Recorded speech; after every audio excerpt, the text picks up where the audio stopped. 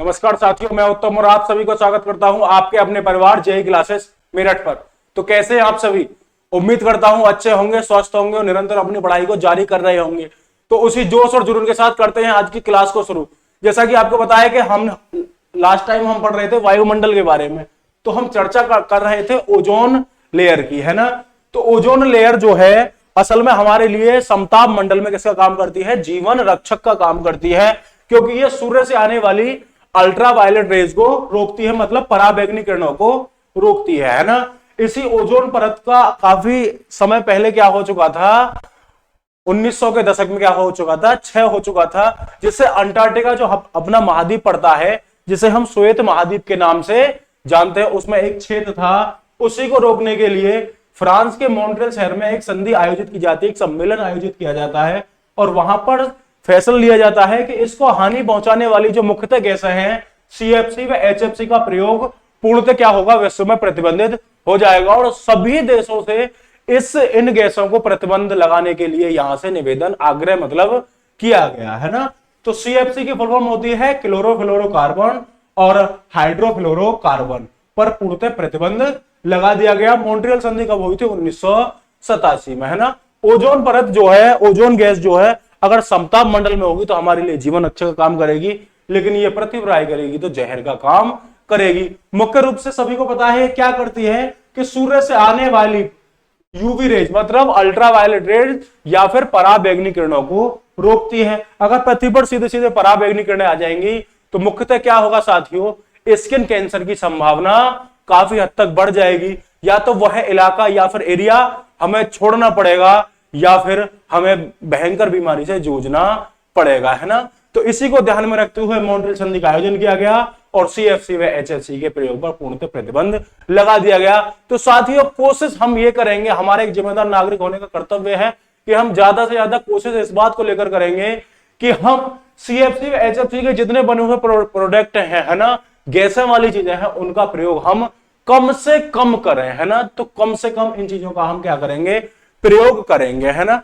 यहां तक थी वायुमंडल की बात। अब आगे हम चर्चा करेंगे कि वायुमंडल में पाए जाने वाली गैसें, है ना। जैसा कि आप सभी को पता है कि वायुमंडल में पाए जाने वाली गैसों में सबसे ज्यादा जो परसेंटेज होता है वो किसका होता है? तो सबसे ज्यादा होता है नाइट्रोजन का, है ना। तो ये मिटा रहे हैं, देख लेंगे एक बार आप इसे, है ना, ध्यान से देख लेंगे, फिर हम इसको मिटाते हैं और चलते हैं अपने आगे की तरफ, है ना।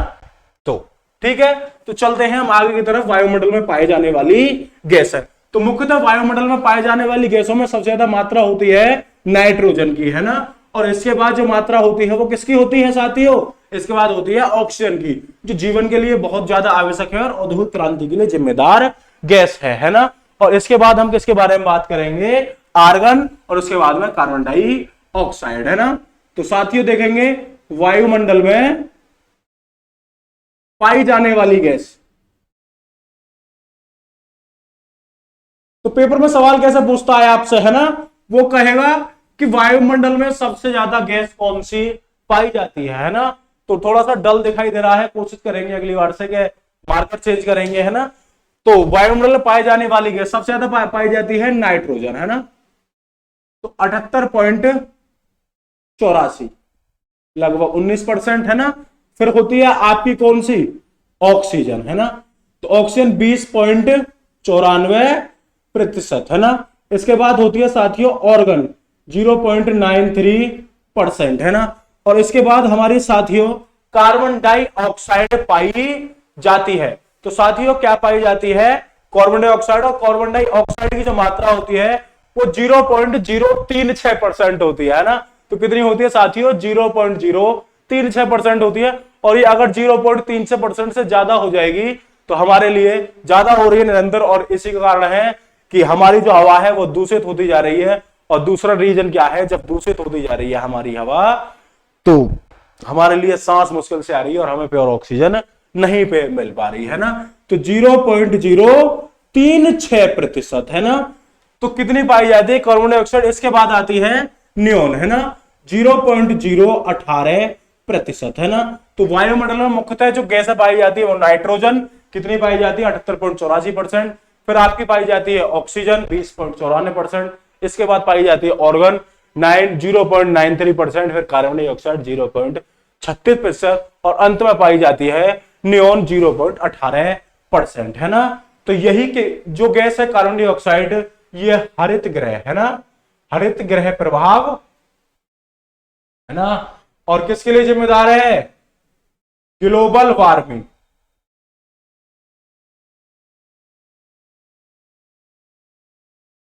किसके लिए जिम्मेदार है साथियों? ग्लोबल वार्मिंग के लिए जिम्मेदार है ये गैस, है ना।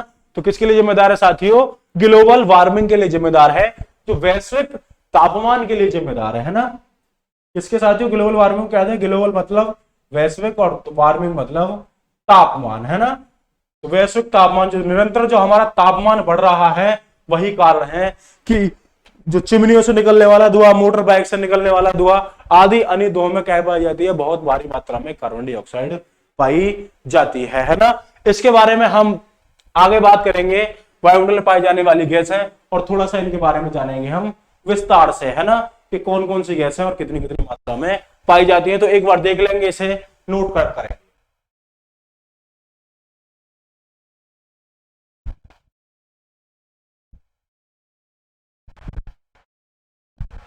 तो अब साथियों हम चलेंगे किसकी तरफ? हम चलेंगे वायुमंडल में पाई जाने वाली गैस, है ना। तो आगे चलते हैं, आपने लिख लिया होगा तो चलेंगे आगे। तो चर्चा करेंगे हम सबसे पहले नाइट्रोजन के बारे में, है ना। तो साथ ही किसके बारे में बात करेंगे? नाइट्रोजन के बारे में, है ना। नाइट्रोजन सभी को पता है नाइट्रोजन क्या होती है, तो थोड़ा सा विस्तार से चर्चा करेंगे नाइट्रोजन के बारे में, है ना। नाइट्रोजन का जो प्रयोग होता है वो किस में होता है? वायुदाब में, क्योंकि सबसे ज्यादा वायुदाब प्रेशर है ना, टायरों में हवा जो भरी जाती है उसी में, है ना। वायुदाब, पवन शक्ति, प्रकाश का परावर्तन,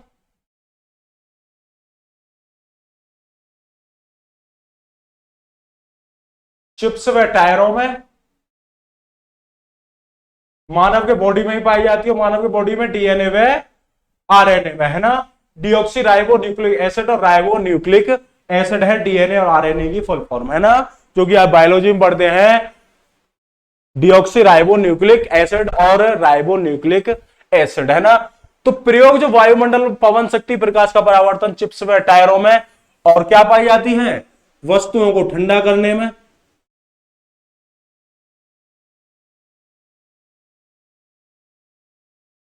है ना।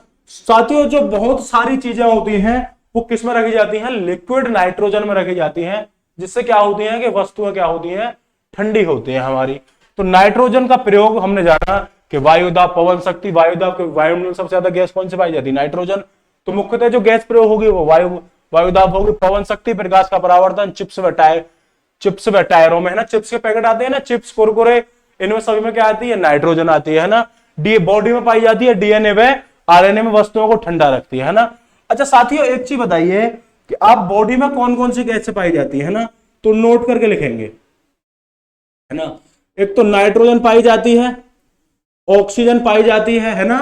तो नाइट्रोजन पाई जाती है हमारी बॉडी में, ऑक्सीजन पाई जाती है, आगे हाइड्रोजन पाई जाती है और आगे कार्बन, है ना।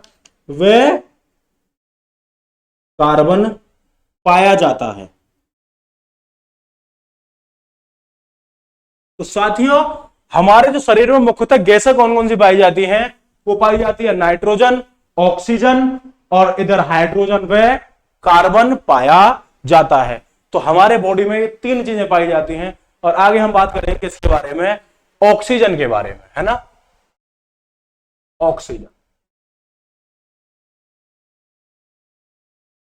देखो साथियों ये जो ऑक्सीजन है औद्योगिक क्रांति के लिए जिम्मेदार है। औद्योगिक क्रांति के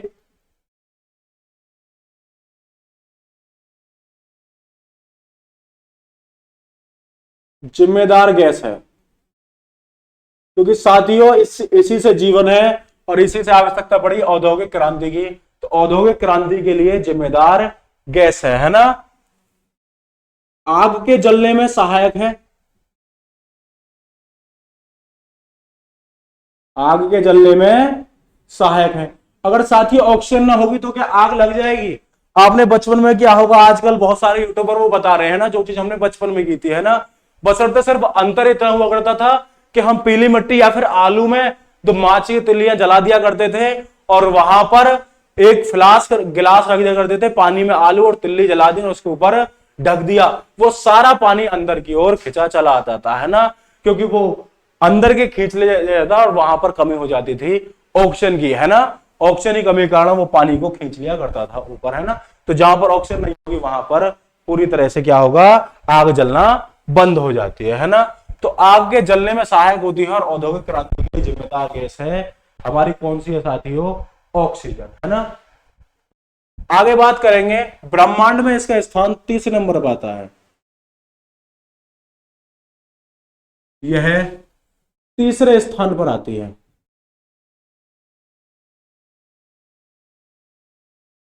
देखो साथियों, जब ये ब्रह्मांड में तीसरे स्थान पर आती है तो पहले पर कौन सी आती है, हाइड्रोजन, है ना, क्योंकि 10,000 अरब तारे और लगभग सभी तारों की जो ऊर्जा है यानी प्रकाश का स्रोत है वो क्या है, नाभिकीय संलयन। और नाभिकीय संलयन में क्या होता है, 107 डिग्री टेम्परेचर पर साथियों 4 हाइड्रोजन मिलकर एक हीलियम का निर्माण करते हैं, मतलब छोटे नाभिक मिलकर एक भारी नाभिक का निर्माण करते हैं, है ना। तो ब्रह्मांड सबसे नंबर पहले ये हाइड्रोजन, फिर उसके बाद है हीलियम, है ना। देखो हाइड्रोजन वो होती है, वो सबसे क्या होती है, हल्की गैस होती है ना।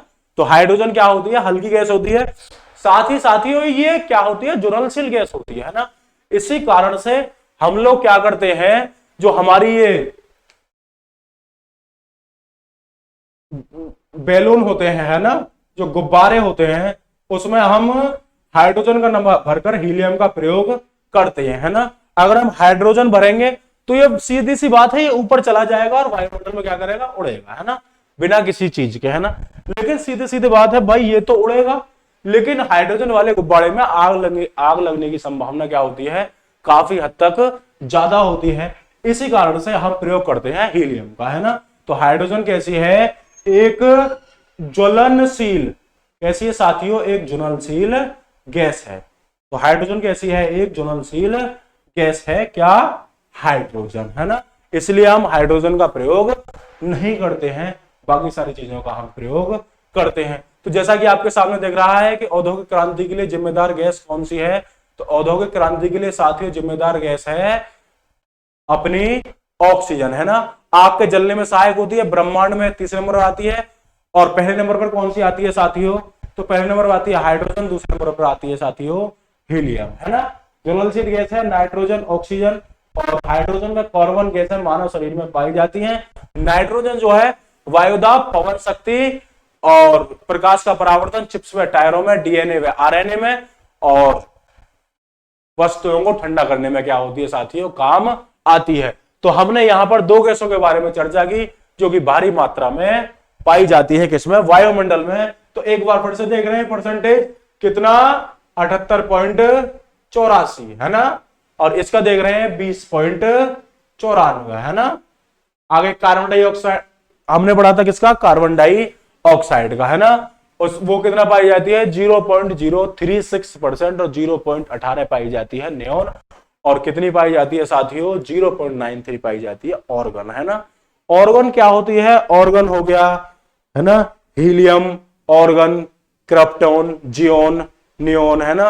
ये सारी गैसें जो होती हैं, रेडॉन, ये सारी गैसें 6 गैसें होती हैं जो क्या होती हैं, आदर्श गैस होती है ना।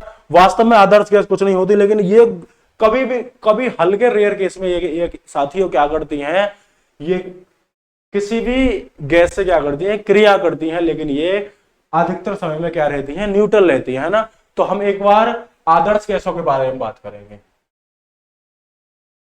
है ना। तो यहां से मिटाई दे रहे हैं और अब आदर्श गैस देखेंगे कौन कौन सी होती है।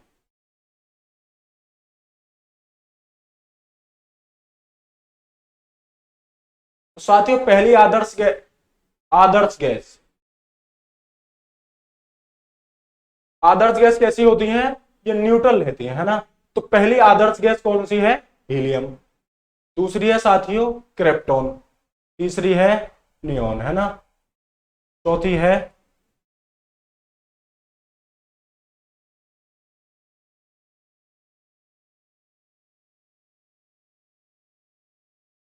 जीनोन, पांचवी है रेडॉन। साइज से मैं एक बोल रहा हूं कौन कौन सी होती है, हीलियम, क्रिप्टॉन, नियोन, जियोन और रेडॉन।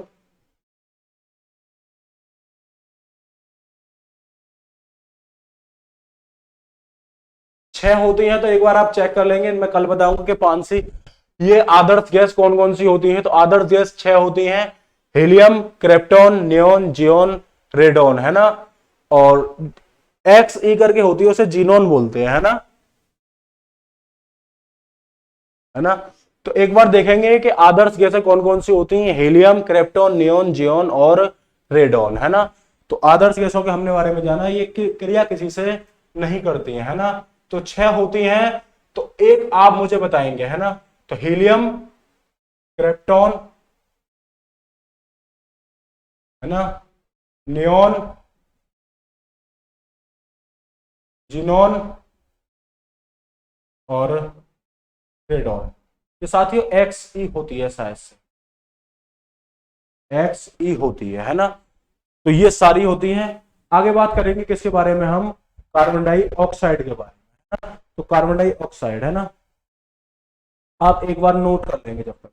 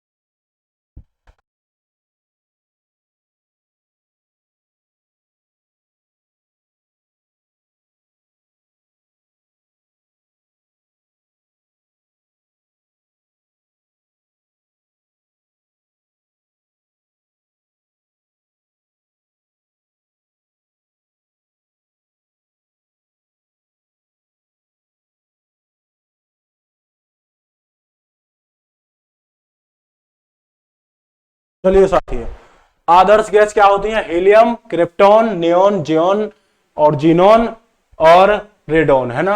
छठी देख के बताएंगे कल कौन सी होती है। आगे बात करेंगे हम किसके बारे में, आगे बात करेंगे हम कार्बन डाइऑक्साइड के बारे में, है ना।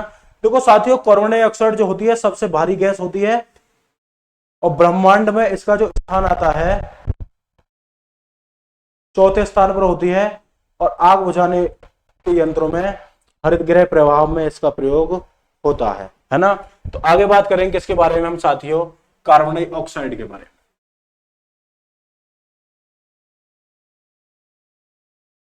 देखो साथियों, CO2, है ना, सबसे भारी गैस होती है। CO2 कैसी होती है साथियों, सबसे भारी गैस। इसे क्या कहते हैं, ठोस बर्फ भी कहते हैं,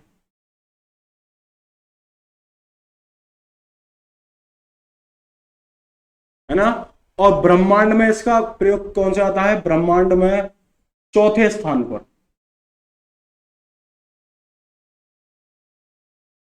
ब्रह्मांड में ये आती है साथियों चौथे स्थान पर, क्योंकि पहले पर हाइड्रोजन, दूसरे पर हीलियम, तीसरे पर कौन सी हो जाती है हमारी ऑक्सीजन, और चौथे पर कौन सी हो जाती है कार्बन डाइऑक्साइड, है ना। तो सबसे भारी गैस है, ठोस बर्फ भी कहते हैं, ब्रह्मांड में ये किस स्थान पर आती है, चौथे स्थान पर, है ना। तो अगर इसके प्रयोग की बात करें साथियों, किस किस काम आती है, तो आग बुझाने वाले यंत्रों में,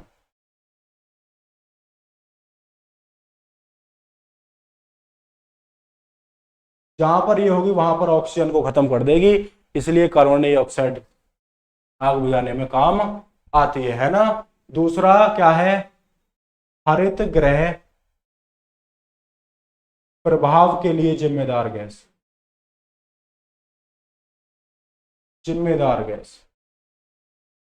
तो साथियों, हरित गृह प्रभाव के लिए जिम्मेदार गैस कौन सी है, तो हरित गृह प्रभाव के लिए जो जिम्मेदार गैस है वो यही है। और मैंने पहले ही बताया था कि कार्बन डाइऑक्साइड और जलवाष्प मिलकर हमारे जो वायुमंडल है उसके तापमान को क्या करती है, नियंत्रित करती है। तो अंतिम पॉइंट होगा यह जल वाष्प के साथ मिलकर,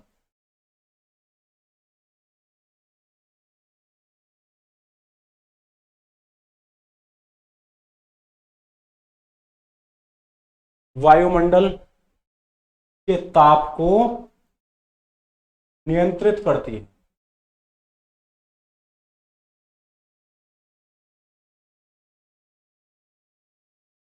तो साथियों जलवाष्प के साथ मिलकर वायुमंडल के ताप को क्या करती है, नियंत्रित करती है ना। तो हमने अब पढ़ा कि CO2 क्या है साथियों, सबसे भारी गैस है। इसे हम ठोस बर्फ के नाम से भी जानते हैं। ब्रह्मांड में इसका चौथा स्थान आता है प्रयोग आग बुझाने वाले यंत्रों में हरितगृह प्रभाव के रूप में। और यह जलवाष्प के साथ मिलकर वायुमंडल के ताप को नियंत्रित करती है ना। और यह मानव शरीर के लिए जहर का काम करती है ना। अगर हम ऑक्सीजन की जगह कार्बन डाइऑक्साइड लेने लगे तो क्या हो जाएगी, समस्या बहुत ज्यादा हो जाएगी। तो अब हमने पढ़ा किसके बारे में, कार्बन डाइऑक्साइड के बारे में। तो उम्मीद करता हूं कि आपको इतनी समझ में आई होंगी। और चलते हैं आगे। अब वायुमंडल में हमने कौन कौन सी गैस पढ़ ली। तो सबसे पहली पढ़ी हमने कौन सी गैस साथियों, नाइट्रोजन, उसके बाद ऑक्सीजन, और उसके बाद ये अपनी कार्बन डाइऑक्साइड। और आगे चर्चा करेंगे हम किसके बारे में, आर्गन के बारे में।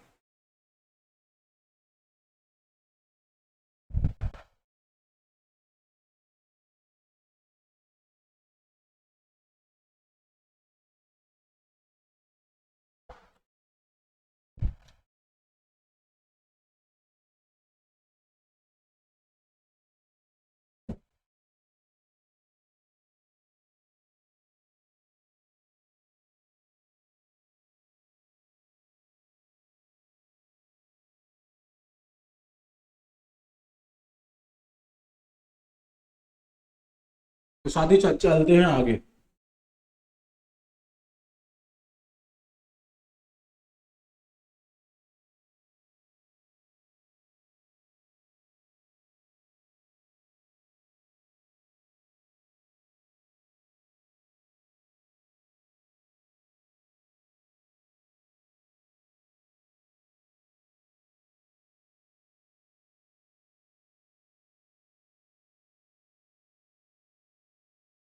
अब साथियों हम क्या देखेंगे,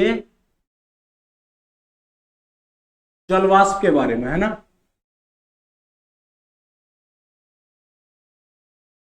देखो ये जो है जलवाष्प सबसे अधिक परिवर्तनशील है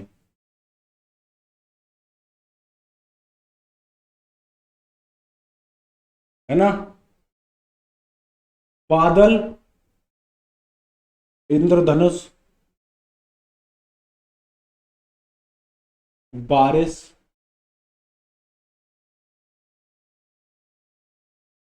आदि इसी के प्रभाव के कारण होते हैं।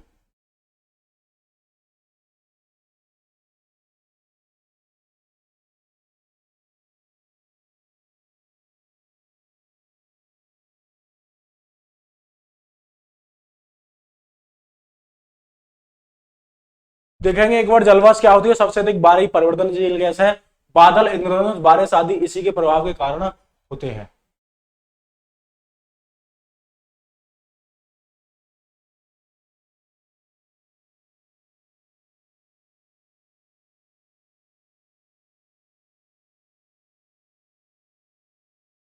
चलो, है ना। तो क्या है, जलवाष्प सबसे अधिक परिवर्तनशील है। बादल, इंद्रधनुष, बारिश आदि इसी के प्रभाव के कारण होते हैं। अब देखेंगे कुछ मौसम रेखाओं के बारे में, है ना। तो मौसम रेखाएं कैसी कैसी होती हैं और कुछ मौसम रेखाओं के बारे में हम जानेंगे, है ना। तो साथियों अब हम जानेंगे इसके बारे में, मौसम रेखाओं के बारे में, है ना। तो सबसे पहले जानेंगे हम कौन सी मौसम रेखा पाई जाती है। तो सबसे पहले जानेंगे, देखो साथियों हिंदी में ही पूछी जाती है, अंग्रेजी में पूछी जाती है। लेकिन हिंदी में पूछे जाने का मतलब है कि सभी लोग इसको कर लेंगे, है ना। लेकिन अंग्रेजी में थोड़े थोड़े इनके अर्थ जो है कुछ नए होते हैं और कुछ अलग अलग होते हैं, है ना। तो आगे हम जानेंगे कुछ मौसम रेखाओं के बारे में। कुछ मौसम रेखाएं,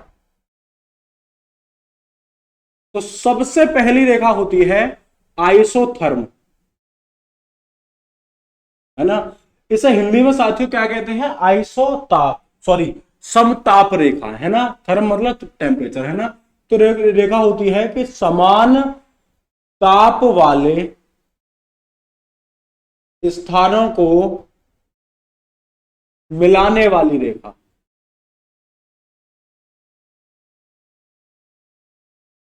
तो साथियों हमने यहां पर जाना कि आइसोथर्म क्या होती है, कि समान ताप वाले स्थानों को मिलाने वाली रेखाओं क्या कहते हैं हम, आइसोथर्म, है ना।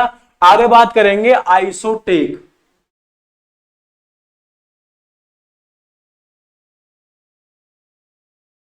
आइसोटेक, तो साथियों आइसोटेक क्या होती है कि समान गहराई वाले,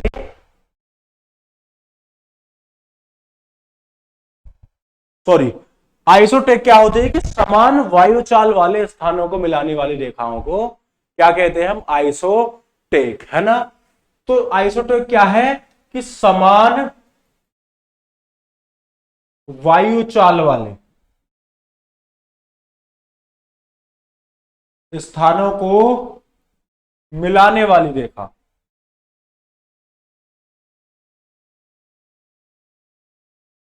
है ना। तो समान वायुचाल वाले स्थानों को मिलाने वाली रेखा क्या कहलाती है, आइसोटेक। आगे हम बात करेंगे इसके बारे में, आइसोबार,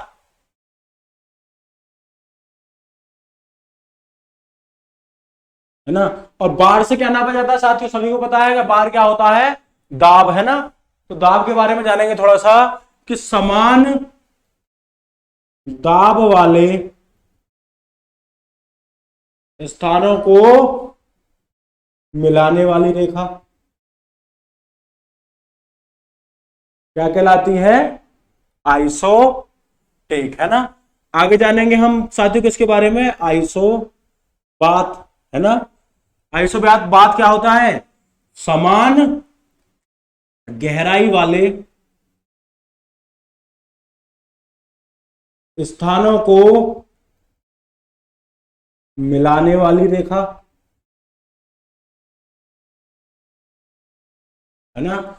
तो आइसोबात क्या होता है साथियों, कि समान गहराई वाले स्थानों को मिलाने वाली रेखाओं को हम बोलते हैं आइसोबात, है ना। अब देखेंगे आइसोहेलाइन, तो तीसरी रेखा आइसोहेलाइन, आइसोहेलाइन, है ना। आगे देखेंगे समान, अच्छा आइसोहेलाइन क्या है ना। देखो एक आइसोहेलाइन है और एक आइसोबार है ना। आइसोबार क्या है कि समान ताप दाब वाले स्थानों को, एक आइसोहेलाइन है, सॉरी एक आइसोहेल है ना। तो समान आइसोहेलाइन, हेलाइन से मतलब समझ में हो रहा है कहीं ना कहीं समुद्र की बात आ रही है ना, लेकिन हेल से थोड़ा सा अलग है ना। समान खारेपन वाले, खारेपन वाले स्थानों को मिलाने वाली रेखा,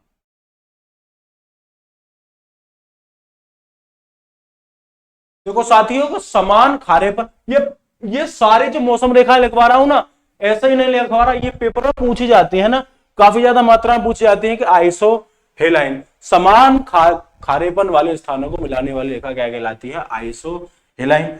आगे बात करेंगे हम किसके बारे में, आइसो हेल, तो ये क्या है, समान सूर्य ताप वाले स्थानों को मिलाने वाली रेखा है,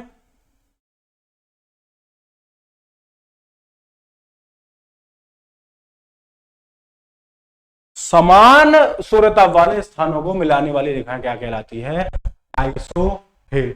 तो साथियों यहां पर हमने जाना कि आइसोथर्म, आइसोबात, है ना, आइसोथर्म, आइसोटेक, आइसोबार, आइसोबात, आइसोहेलाइन और आइसोहेल, है ना।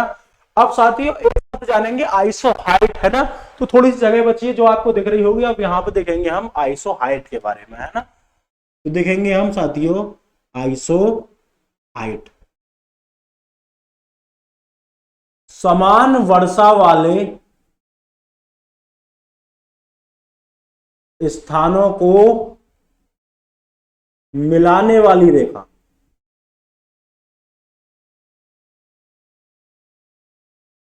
तो समान वर्षा वाले स्थानों को मिलाने वाली रेखा, है ना। इससे ज्यादा हम इस पर नहीं लिख सकते, एक बार नोट डाउन करेंगे कि आइसोथर्म क्या है कि समान ताप वाले स्थानों को मिलाने वाली रेखा है, आइसोटेक क्या है कि समान वायुचाल वाले स्थानों को मिलाने वाली रेखा है, आइसोबार का है कि समान दाब वाले स्थानों को मिलाने वाली रेखा। आगे देखेंगे आइसोबात, है ना, कि समान गहराई वाले स्थानों को मिलाने वाली रेखा है ना। आइसोहेलाइन समान खारेपन वाले स्थानों को मिलाने वाली रेखा है। आइसोहेल समान सूर्य प्रकाश वाले स्थानों को मिलाने वाली रेखा है। और अंतिम क्या है, आइसो हाइट समान वर्षा वाले स्थानों को मिलाने वाली रेखा है। ये थी आपके सामने कुछ मौसम रेखाएं। कितनी हो गई, 1 2 3 4 5 और 6 और 7, है ना। मजा आ रहा है ना, 7 है ना, 7 फेरों का बंधन है ना। कल मैं एक चीज सोच रहा था कि तुम्हारे साथ शेयर करूं, है ना। एक होता है दिशा, है ना, और जब किसी व्यक्ति की दशा उल्टी हो जाती है तो उसकी हो जाती है शादी, है ना। तो अगर किसी व्यक्ति की क्या हो जाएगी, दशा उल्टी हो जाएगी, दिशा, तो क्या हो जाएगी, शादी हो जाएगी, है ना। तो मजाक के लिए ठीक है ना, थोड़ा कुछ अलग सा है, सुन सकते हैं कि मजाक के लिए है, ठीक है, लेकिन बाकी ऐसा कुछ ना है। तो मजाक के लिए ठीक है कि दिशा जब उल्टी हो जाती है तो क्या हो जाती है, शादी हो जाती है, ठीक है ना। तो शादी हो जाती है, तो ऐसे कोई समस्या वाली बात ना है। तो मजाक के लिए ठीक है जहां तक है ना। चलो साथियों, है ना।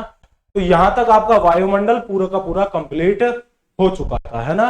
अगर हम आगे चलते हैं तो एक बार थोड़ा इससे आगे चलने से पहले हम पढ़ेंगे यार अर्थक्वेक के बारे में, है ना।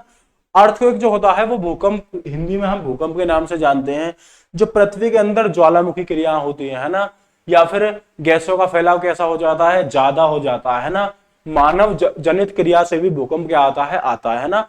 जैसे कि हमने एक बार 1998 में जब पोखरण में परीक्षण किया था, उससे भूकंप कहां तक पहुंच गया था, जैसलमेर में हमने क्या किया था, पोखरण में क्या किया था, परमाणु परीक्षण किया था, और भूकंप कहां आया था, पाकिस्तान में आया था, है ना। अगर हवा उधर की ज्यादा होती ना तो बहुत ज्यादा गति से क्या आता, भूकंप आता, है ना। तो यही कारण है कि कुछ महत्वपूर्ण कारण होते हैं, जिसमें है प्लेट टेक्टोनिक थ्योरी, या फिर हिंदी में बोलते हैं इसे प्लेट विवर्तन की सिद्धांत। पृथ्वी के अंदर जो है सबसे पहला भाग होता है जो हमने जाना था, क्रस्ट, है ना। क्रस्ट के बाद आता है मेंटल। इसी मेंटल में जो पृथ्वी की महाद्वीपीय प्लेट हैं जो टिकी हुई हैं, वो लावा के ऊपर क्या आती है, लावा के रूप में तैरती रहती है। जब ये एक दूसरे के ऊपर इस तरीके से चढ़ती हैं तो फ्रिक्शन होता है, और वहां से ही तरंगें निकलती हैं। जब तरंगें निकलती हैं वो धरातल तक पहुंचते पहुंचते समस्या वाली स्थिति उत्पन्न हो जाती है। तो आगे जानेंगे इसके बारे में, है ना। तो कुछ मौसम संबंधी रेखाएं हमने पढ़ी थी, एक बार फिर से देखेंगे, क्योंकि हम कोई भी चीज छोड़ेंगे नहीं, है ना। जल्दबाजी नहीं है, आराम से करेंगे, सिलेबस कंप्लीट करेंगे। और आप जानते हैं कि कितनी तेजी के साथ चल रहे हैं ना, कंटेंट की भरमार है, और आपको कंटेंट सही समय पर एकदम एग्जैक्ट कंटेंट मिलेगा। तो एक बार फिर से देखेंगे, आइसोथर्म समान ताप वाले स्थानों को मिलाने वाली रेखा क्या कहलाती है, समताप रेखा, है ना, जो हिंदी में बोलते हैं।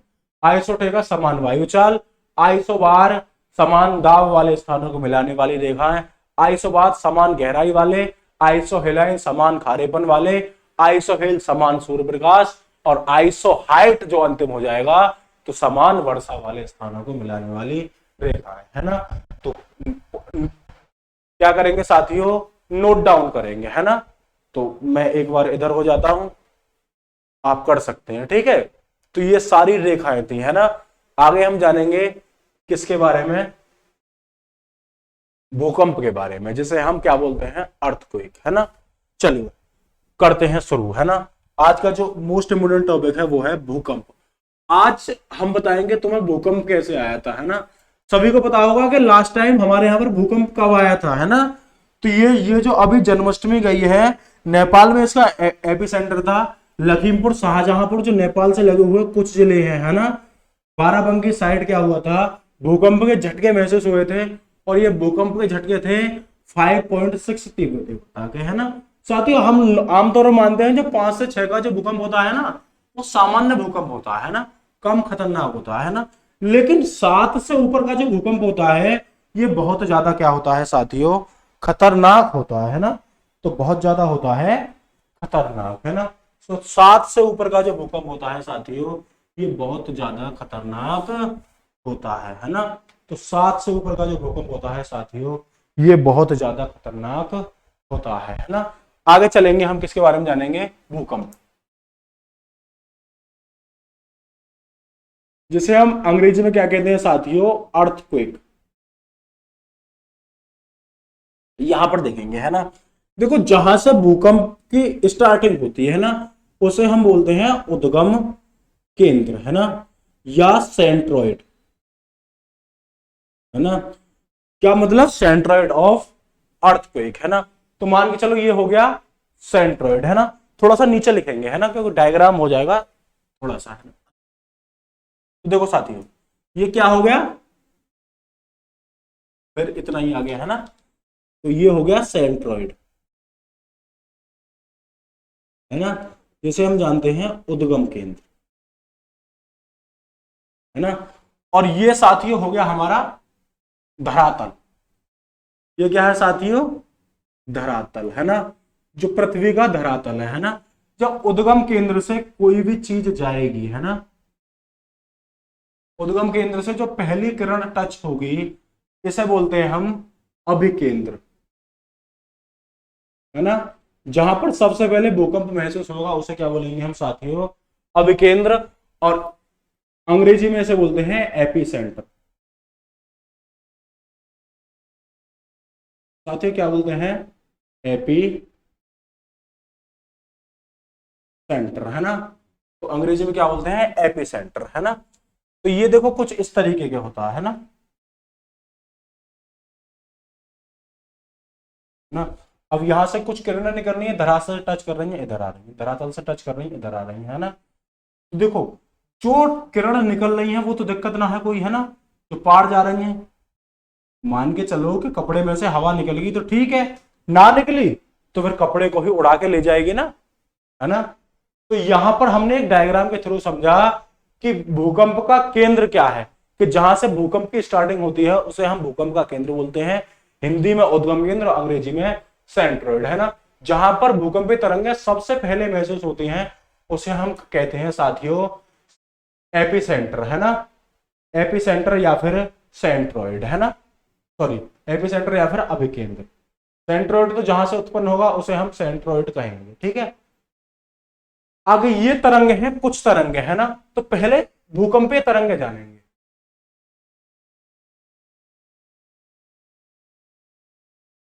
है ना। भूकंपीय तरंगों में सबसे पहली होती है पी तरंग, है ना, दूसरी होती है एस तरंग, और तीसरी होती है एल तरंग, है ना। तो थोड़ी सी मोटी मोटी जानकारी चाहते हैं कि पी तरंग, है ना, स्पीड होती है औसतन 8 किलोमीटर प्रति सेकंड, देख रहे हो, 8 किलोमीटर प्रति सेकंड, है ना। 4 किलोमीटर प्रति सेकंड होती है एस तरंग की, है ना। एल तरंग कितनी होती है? 3 किलोमीटर प्रति सेकंड, है ना। और देख रहे हो विनोद कि भूकंपीय तरंगे पी तरंगों को जानते हैं प्राथमिक तरंग या फिर प्राइमरी वेव्स के नाम से, है ना। तो प्राइमरी वेव्स के नाम से जानते हैं। और इनकी जो तरंगे होती हैं 8 तरंग, 8 किलोमीटर प्रति सेकंड। अच्छा, इनकी विशेषता क्या होती है ना। एक बार आपके सामने डायग्राम बनना है और विशेषता के बारे में बात कर रहा हूं कि इनकी साथियों विशेषता क्या होती है। तो विशेषता की बात करें, ये जो पी तरंगे होती हैं ये क्या होती हैं? धरातल मतलब ठोस और जो जल है, द्रव है, उससे आर पार निकल जाती है ना। अब ये जो पी तरंग है कि मान के चलो कि ठोस से भी निकल गई, है ना, और द्रव से भी निकल गई, तो हल्की फुल्की हलचल हुई और ये निकल गई तो खतरनाक नहीं है ना। लेकिन जो एस तरंग है, सेकेंडरी तरंग या फिर द्वितीयक तरंग, ये ठोस से तो निकल जाती है लेकिन द्रव से नहीं निकल पाती, है ना। तो ज्वालामुखी का प्रमुख कारण ये इन तरंगों का भी होना है। लेकिन सबसे ज्यादा तरंगें जो होती हैं वो कौन सी खतरनाक होती हैं? लैंड वेव या फिर धरातलीय तरंगें हिंदी में बोलते हैं। और इनके जो साइंटिस्ट ने खोज की थी उनका नाम था लव, है ना। तो इन्हें लव तरंगों के नाम से भी जाना जाता है। ये जो लव तरंगें होती हैं मतलब प्यार वाली तरंगें होती हैं, सबसे ज्यादा खतरनाक होती हैं। ये जो लव तरंगें हैं ना तो ये द्रव में से निकल पाती और ना ही ये ठोस में से निकल पाती है ना। अब मान के चलो कोई भी चीज किसी पर प्रेशर लगा रही है और उसमें से ये तरंग ना निकल पा रही, तो ये उस चीज को आगे की तरफ फोर्स करने की कोशिश तो करेंगी। तो इसी कारण है सबसे ज्यादा विनाशकारी जो तरंगें होती हैं ये प्यार वाली यानी लव वेव्स होती हैं सबसे ज्यादा, है ना। तो हमने जाना भूकंपीय तरंगें पी तरंगों की स्पीड कितनी होती है? 8 किलोमीटर प्रति सेकंड। एस तरंगों की स्पीड कितनी है? औसतन 4 किलोमीटर प्रति सेकंड। और एल तरंगों की स्पीड कितनी है? 3 किलोमीटर प्रति सेकंड, है ना। तो सबसे ज्यादा विनाशकारी जो होती हैं ये होती हैं, उससे ये होती हैं, और ये तो न्यून विनाशकारी होती हैं। बेशक स्पीड ज्यादा होती है भाई जब ठोस से निकल गई, है ना, हवा आ रही है और तुम्हारी बॉडी से पार जा रही है, समस्या वाली बात ना, है ना, हवा आ रही है तो बॉडी से पार तो नहीं जा रही, लेकिन तुम्हारा जो ब्लड का सर्कुलेशन है, ब्लड से पानी से पास जा रही है, थोड़ा हल्का सा नुकसान होगा। लेकिन कोई अगर वेव्स आ रही है तो वो ना तो तुम्हारी बॉडी से निकल पा रही, ना ही तुम्हारे ब्लड या फिर जो अंदर पानी है उससे नहीं निकल पा रही, है ना, तो आगे चलकर समस्या बहुत होगी। उसी तरीके से कि पृथ्वी के धरातल से जो लैंड वेव है ये आर पार नहीं हो पाती, ये चीजों को आगे फोर्स करती हैं और आने का कारण सबसे ज्यादा यही तरंगें होती हैं। हमने जाना भूकंप के बारे में, जहां से भूकंप का उद्गम होता है उसे बोलते हैं हम सेंट्रॉइड, है ना। तो पेपर में यहां से सवाल किस तरह से पूछता है ना, कि पूछेगा साथियों कि जहां से भूकंप का उद्गम होता है उस स्थान को हम क्या कहते हैं, तो साथियों उस स्थान को हम कहते हैं सेंट्रॉइड या फिर उद्गम केंद्र। जहां पे सबसे पहले भूकंपीय तरंगें टच करती हैं तो उसको क्या कहते हैं हम, अभिकेंद्र या फिर एपी सेंटर, है ना। पूछेगा कि भूकंपीय तरंगें कितने प्रकार की होती हैं, तो बताएंगे साथियों कि भूकंपीय तरंगें 3 प्रकार की होती हैं। कौन कौन सी, पहली जैसा कि आप सामने देख पा रहे हैं पी तरंग को जानते हैं प्राइमरी वेव्स के नाम से, यानी प्राथमिक तरंग। औसतन जो स्पीड होती है वो 8 किलोमीटर प्रति सेकंड होती है और इनकी विशेषता होती है कि ये ठोस और द्रव दौरों में से पार निकल जाती हैं, इसलिए बहुत ही सूक्ष्म विनाशकारी होती हैं, है ना, थोड़ी बहुत हलचल पैदा करती हैं। इसके बाद जो है साथियों एस तरंग, है ना, एस तरंग जो होती है सेकेंडरी वेव्स यानी द्वितीयक तरंग, जो ये क्या करती हैं, ठोस में से पार निकल जाती हैं जबकि द्रव में से पार नहीं निकलती हैं। आगे बच्चों बात करेंगे किसके बारे में, एल तरंग यानी लव्स तरंग, जो कि है सबसे खतरनाक धरातलीय तरंग, सबसे विनाशकारी तरंग। स्पीड बेशक होती है 3 किलोमीटर प्रति सेकंड, लेकिन साथियों ये ना तो ठोस से निकल पाती और ना ही किससे निकल पाती, द्रव से निकल पाती, और इसी कारण होता है ये सबसे ज्यादा विनाशकारी तरंगें होती हैं, है ना। तो हमने जाना भूकंप के बारे में, है ना, यहां तक, है ना। आगे बात करेंगे भूकंप का अध्ययन, है ना। देखो सेस्मोलॉजी, है ना, तो भूकंप के अध्ययन को क्या कहते हैं, सेस्मोलॉजी, है ना। तो भूकंप के अध्ययन,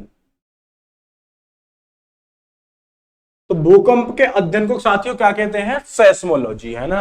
तो भूकंप के अध्ययन को साथियों क्या कहते हैं हम, सेस्मोलॉजी। तो भूकंप के अध्ययन को हम साथियों क्या कहेंगे, सेस्मोलॉजी, है ना। अब जब भूकंप के किस में नापा जाता है, तो भूकंप मापा जाता है सेस्मोग्राफ, है ना। तो भूकंप किसमें, भूकंप का मापन किसमें होता है, सेस्मोग्राफ। एक पैमाना बनाया गया है, एक ग्राफ बनाया गया है, और जैसे हम जानते हैं 1945 में बनाया गया था रिएक्टर के द्वारा। एक रिएक्टर साइंटिस्ट थे, उन्होंने बनाया था रिएक्टर स्केल, है ना। तो यहां पर जानेंगे रिएक्टर स्केल के बारे में, है ना, है ना। रिएक्टर स्केल बनाया था 1945 ईस्वी में। तो कब बनाया साथियों रिएक्टर स्केल, 1945 ईस्वी में, है ना। रिएक्टर स्केल के द्वारा ही भूकंप का मापन होता है। इसमें आंकड़े 1 से लेकर 10 तक होते हैं सामान्यतः, है ना। कहीं कहीं पर भूकंप की तीव्रता ज्यादा होती है तो इन आंकड़ों को 12, 14, 16, 20 तक भी किया जा सकता है, लेकिन अब तक जो तीव्रता का भूकंप नोट किया गया है वो 9.65 के आसपास नोट किया गया है। तो वो आंकड़ा कितना गया, 9.5, है ना। और ये 9.5 तीव्रता का भूकंप आया था चिली में, है ना। तो सबसे ज्यादा भूकंप तीव्रता का चिली में आया है। सबसे ज्यादा जो लोगों की मृत्यु हुई है वो ऐसा भूकंप आया है चीन में, और 235 बिलियन डॉलर के साथ सबसे ज्यादा संपत्ति का हानिकारक जो भूकंप आया था वो आया था तोआकू जापान में, है ना। तो सबसे अधिक अब तक जो भूकंप तीव्रता का, अभी हमारा जो जन्माष्टमी के दिन है ना, मतलब जो जन्माष्टमी थी 19 तारीख को, उस वाली जो रात थी आगे लग गया था 20 तारीख, और तकरीबन 1 बजे के आसपास हमें झटके महसूस हुए। उस भूकंप की तीव्रता बताई थी 5.6, है ना। तो भूकंप की तीव्रता जो बताई थी वो कितनी बताई थी, 5.6, है ना। तो साथियों लगभग जो है 5, 6, 7 तक का जो भूकंप आएगा उससे थोड़ा सा खिड़कियां, दरवाजे, है ना, थोड़े से क्या होते हैं, वो होते हैं, है ना। लेकिन 7 से ऊपर भूकंप की तीव्रता का भूकंप अगर आता है तो 7 से ऊपर साथियों क्या होगा, 7 से ऊपर भयंकर समस्या होगी। जो बिल्डिंगें हैं, जो कमजोर बिल्डिंग है वो गिर जाएगी। और 7 से ऊपर 9 से आया तो फिर कुछ ना बचेगा, है ना। 9 से ऊपर वाली तीव्रता के भूकंप में कुछ भी नहीं बचता है ना। तो भूकंप के बारे में हमने पढ़ा, अभिकेंद्र और उद्गम केंद्र, जहां से उदय होता है उसे उद्गम केंद्र बोलते हैं, जहां सबसे पहले भूकंपीय तरंगें पहुंचती हैं उसे हम अभिकेंद्र कहते हैं। आपने पढ़ा भूकंपीय तरंगों के बारे में, पहली तरंग थी पी तरंग, दूसरी एस और तीसरी थी एल तरंग। इनके बारे में भी लिखवाएंगे, है ना, थोड़ा सा लिखवाएंगे, है ना। अच्छा, भूकंप का अध्ययन किस विज्ञान के शाखा में किया जाता है, तो सेस्मोलॉजी के द्वारा किया जाता है। सेस्मोग्राफ में भूकंप नापा जाता है और इसके लिए पैमाना यूज किया जाता है रिएक्टर स्केल, जो कि 1945 में बनाया गया था, है ना। इससे लेकर 1 से 10 तक के आंकड़े होते हैं और बाकी सुविधा के अनुसार इन आंकड़ों को बढ़ाया जा सकता है ना। अब जानेंगे थोड़ा सा भूकंप के, पृथ्वी और भूकंप के कारण।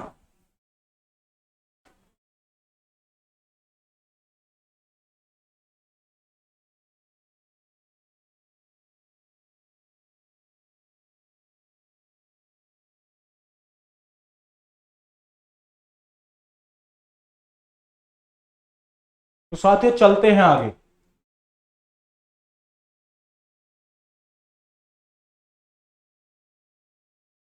तो सभी को पता होगा रीजन ऑफ अर्थक्वेक,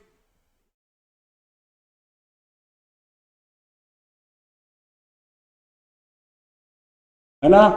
मैं आप लोगों का कहना था कि हिंदी में ना पढ़ाते सर, है ना, हिंदी में पढ़ाते, अंग्रेजी में ना पढ़ाते। तो जहां तक मुझे संभव हो पाता है मैं आपको अंग्रेजी में बताने की कोशिश करूंगा कि रीजन ऑफ अर्थक्वेक, है ना। तो हम भूकंप के कारण,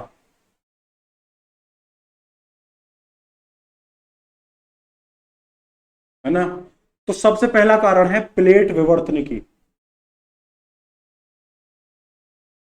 है ना, जो कि प्लेट टेक्टोनिक प्लेट है ना, अंग्रेजी में बोलते हैं टेक्टोनिक प्लेट है। तो दूसरा होता है ज्वालामुखी क्रिया,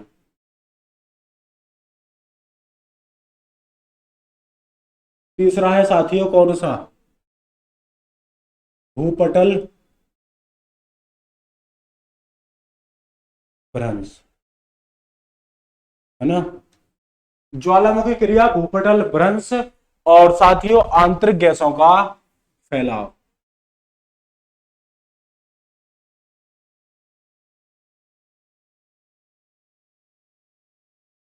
तो हमने यहां पर कारण डाले कि प्लेट विवर्तनिकी, ज्वालामुखी क्रिया, भूपटल भ्रंश और आंतरिक गैसों का फैलाव। तो 4 जाने, आगे 5वें की बात करेंगे। भू संतुलन में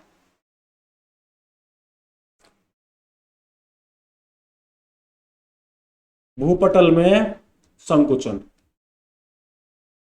देखो भूपटल में क्या होता है, संकुचन होता है, ये आसपास आने की अवस्था करते हैं। तो भूपटल में संतुलन, और आगे बात करेंगे भूपटल में संकुचन, और आगे बात करेंगे भू संतुलन में अव्यवस्था।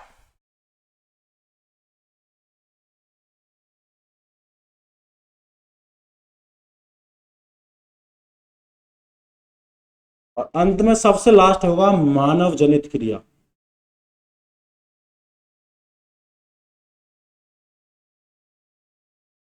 ठीक है साथियों, रीजन ऑफ अर्थक्वेक के बारे में हमने जाना कि सबसे पहला होता है प्लेट विवर्तन की, जो कि सीधा सीधा होता है ना, रेयर केस में इससे भी होता है, और बाकी मानव जनित क्रिया। ये थोड़े मैटर बहुत कम होते हैं, तो इनके बारे में हमें सिर्फ एक ओरली जान लिया है ना। तो रीजन ऑफ अर्थक्वेक क्या होती है, भूकंप के कारण प्लेट विवर्तन की, ज्वालामुखी क्रिया, भूपटल भ्रंश और आंतरिक गैसों का फैलाव, भूपटल में संचलन और भू संतुलन में अव्यवस्था, मानव जनित क्रिया, है ना। क्योंकि 1998 में क्या क्या किया था हमने, परमाणु परीक्षण किया था, और इसी कारण क्या आया था, पाकिस्तान में भूकंप, है ना। तो अगर हम क्या करेंगे, हमने माना कि हम समुद्र में कोई परीक्षण कर रहे हैं तो भूकंप आएगा, और भूकंप के बाद क्या होगी, समुद्र में भूकंप आने पर क्या होती है साथियों, ज्वालामुखी उत्पन्न होती है। तो रीजन ऑफ अर्थक्वेक के बारे में हमने जाना, ये देख लेंगे एक बार। भूकंप के कारण, है ना, भूकंप के कारण होता है सबसे पहला प्लेट विवर्तन की, दूसरा होता है ज्वालामुखी क्रिया, है ना। तो 2 चीजें, भूपटल भ्रंश हो गया, आंतरिक गैसों का फैलाव हो गया, भूपटल में संकुचन हो गया, भू संतुलन में अव्यवस्था, ये सारी नॉर्मल बातें हैं। फिर आ जाएगा सबसे लास्ट में इंपोर्टेंट मानव जनित क्रिया। आप परमाणु बम, हाइड्रोजन बम, किसी भी चीज का परीक्षण करेंगे तो क्या होगा, प्रकृति के साथ खिलवाड़ होगा और भूकंप आने की संभावना सीधी सीधी होगी, है ना। अगर तुम मान के चलो किसी जगह लगाओगे तो कंपन तो उत्पन्न होगा ही, और कंपन ही होता है भूकंप, है ना। चलो आगे बात करेंगे हम किसके बारे में, तरंगों के बारे में, है ना। जो सेस्मिक वेव्स हैं हमारी, उनके बारे में बात करेंगे। एक बार इसे नोट डाउन कर लेंगे आराम से, है ना।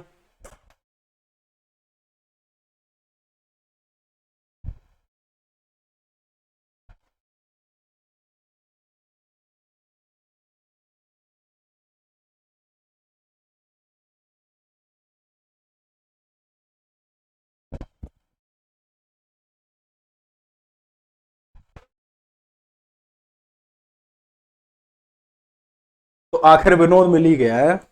चलो चलो साथियों, अब शुरू करेंगे हम भूकंपीय तरंगे, है ना। कौन कौन सी तरंगे होती हैं, कितनी खतरनाक होती है, जो चर्चा हम पहले कर चुके हैं, एक बार नोट डाउन करेंगे अच्छे से, और एक बार फिर से देखेंगे तो आपकी समझ में एकदम बेहतरीन तरीके से आएगा, है ना।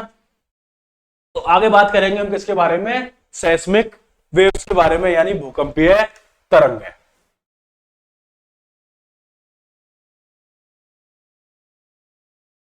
जिन्हें हम जानते हैं साथियों भूकंपीय तरंगे। भूकंपीय तरंगों के बारे में चर्चा करेंगे।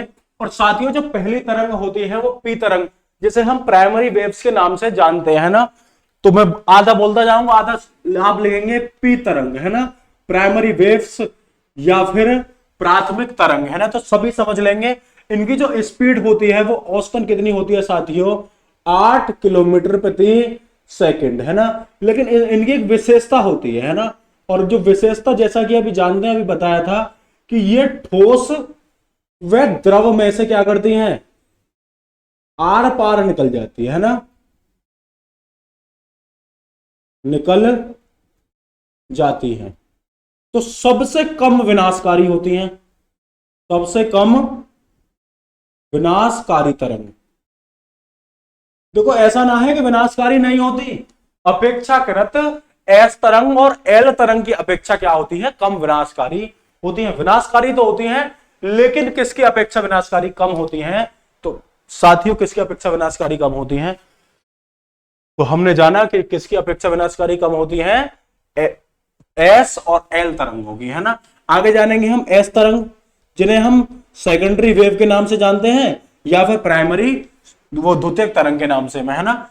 इसकी स्पीड जो मैंने बताई थी वो कितनी बताई थी साथियों, 4 किलोमीटर प्रति सेकंड, है ना। विशेषता क्या होती है ना, विशेषता होती है कि ठोस से पार निकल जाती हैं।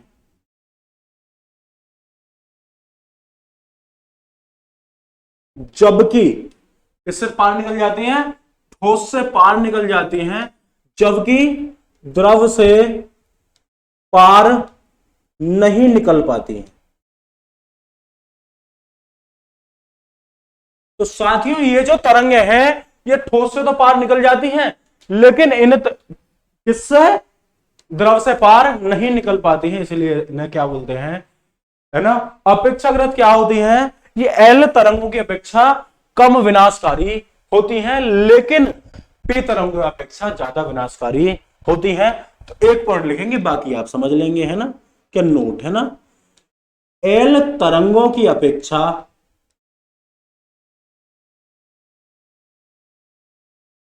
कम विनाशकारी होती है।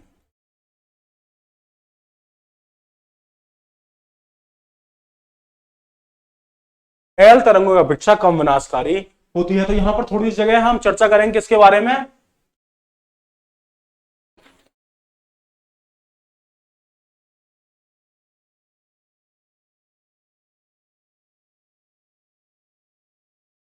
तो आगे बात करेंगे हम साथियों किसकी, एल तरंग, एल वेव्स, है ना। तो यहां पर वेव्स लिखे दे रहे हैं, किसी को स्पेलिंग में समस्या हो तो एल वेव्स, है ना। वेव्स को बात बोलते हैं हम तरंग, है ना। तो एल वेव्स के बारे में जानेंगे, जिन्हें धरातलीय तरंग कहते हैं, है ना। तो यहां पर लिखेंगे धरातलीय तरंगे किससे पार निकल जाती हैं, तो धरातलीय तरंगे ठोस व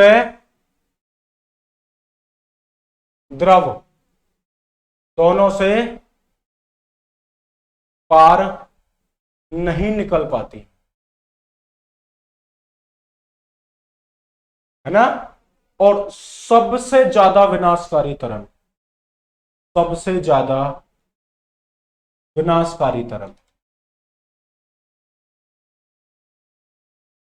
विनाशकारी तरंग, है ना। देख रहे हो ना, स्पीड कितनी है, स्पीड कितनी है, 3 किलोमीटर प्रति सेकेंड, है ना। जो अगर मंदा चल रहा है तुम उसे ये मत मानो कि हल्के में है, लेकिन वो चल रहा है ना। तो स्पीड से कोई लेना देना ना है ना। लेकिन सबसे ज्यादा विनाशकारी तरंगें कौन सी है ना। तो मान के चलो कोई तुम्हारे साथ वाला कितना पढ़ रहा है, 4 घंटा, है ना, और तुम पढ़ रहे हो 8 घंटे, लेकिन 4 घंटे वो पढ़ रहा है फुल कंसिस्टेंसी के साथ, है ना।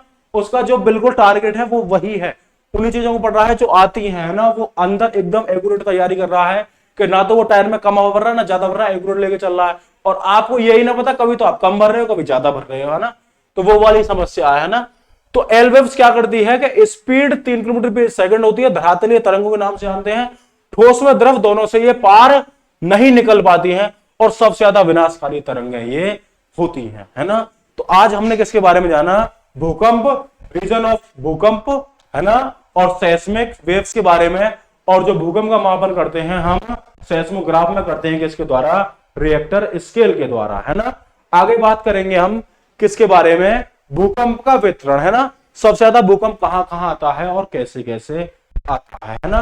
लास्ट टाइम में भूकंप आया था 5.6 तीव्रता का, और वो कहां पर आया था साथियों, वो आया था नेपाल में, है ना। नेपाल उसका सेंट्रोइड था, और लखीमपुर खीरी, शाहजहांपुर, यहां पर हमें झटके देखने को मिले थे, ठीक है।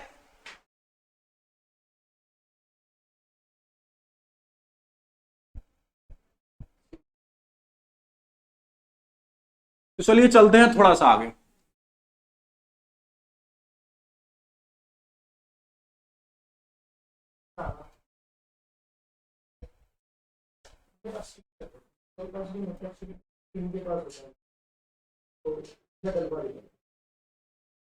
तो पहला है साथियों प्रशांत महासागरीय पेटी।